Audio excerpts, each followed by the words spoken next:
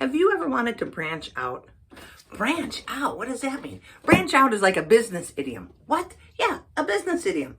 It means to expand your interest or to start doing something new or different. Oh, branch out. Well, I knew what branches were. They're on trees. And I know out is the opposite of in.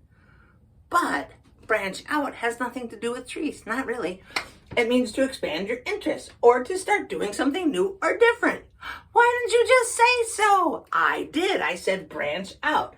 Let me use it in a sentence. My friend Polly, the pool person, she is going to branch out into garden designing so she can take care of pools and people's gardens. What? Yeah, way to go, Polly. She's branching out. Got it. Why does English take the word branch that's associated with trees and the word out, which is the opposite of in, and have it mean to expand your interests? I don't know, but now you can read and understand this sentence, I hope.